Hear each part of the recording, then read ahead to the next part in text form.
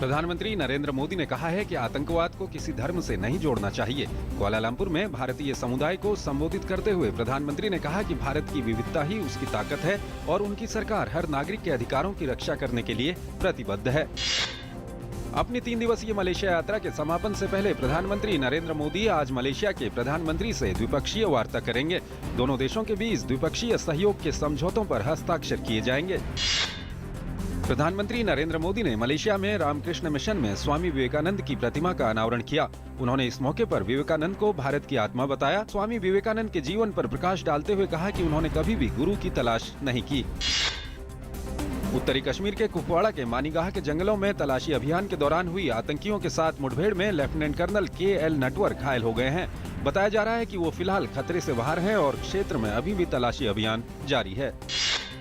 कल देर रात 11:49 पर जम्मू कश्मीर और दिल्ली समेत कई इलाकों में भूकंप के झटके महसूस किए गए। भूकंप का केंद्र अफगानिस्तान और ताजिकिस्तान के बीच स्थित था। रिक्टर स्केल पर भूकंप की तीव्रता 5.9 दर्ज की गई। भूकंप में अभी तक किसी के भी हताहत होने की खबर नहीं है। मूसलाधार बारिश से तमिलनाडु के कई हिस्सों में सामान्य जनजीवन अस्त व्यस्त हो गया है। लगातार हो रही बारिश से राज्य के उद्योग धंधे भी बुरी तरह प्रभावित हुए हैं। मौसम विभाग ने भारी बारिश की आशंका जताई है। बारिश के चलते आज स्कूल कॉलेज बंद रहेंगे।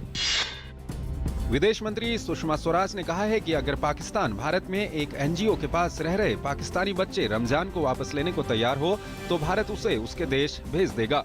पाकिस्तान में भारत के उच्चायुक्त TCA राघवन ने कराची में बच्चे की मां रजिया से भेंट की थी और उन्हें सभी प्रकार की सहायता की पेशकश की थी। विदेश मंत्री सुषमा स्वराज ने विश्व को जलवायु परिवर्तन से बचाने के लिए मिलकर प्रयास करने की वकालत की है।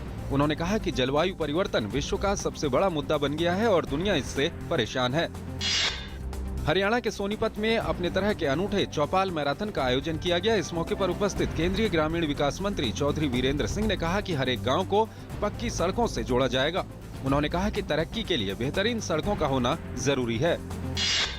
श्रीलंका में भारत के सहयोग से चलाई जा रही विभिन्न कल्याणकारी परियोजनाओं के लिए श्रीलंकाई राष्ट्रपति ने भारत सरकार का आभार जताया है। श्रीलंका के राष्ट्रपति मैत्रीपाला सिरिसेना ने मटाले शहर में भारत के सहयोग से बने महात्मा गांधी इंटरनेशनल सेंटर के उद्घाटन के दौरान ये बात कही। बेल्जियम के प्रधानमंत्री ने कहा है कि पेरिस में हुए हमलों में शामिल संदिग्ध लोगों की तलाश पूरी होने तक ब्रुसेल्स में हाई अलर्ट जारी रहेगा।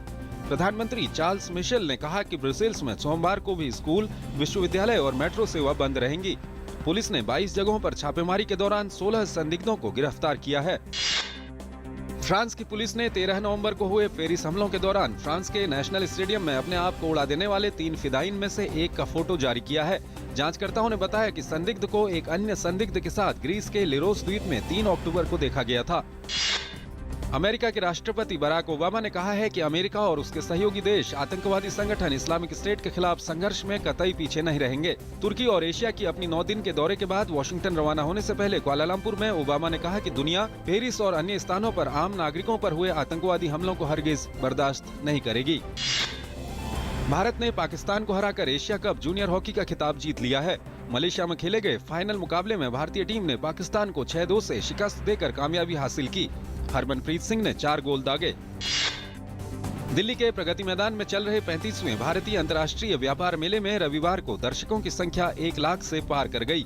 सबसे ज्यादा भीड़ अंतर्राष्ट्रीय पवेलियन में देखने को मिली। लोगों ने यहां जमकर खरीदारी भी की। मेला 27 नवंबर को संपन्न हो रहा है।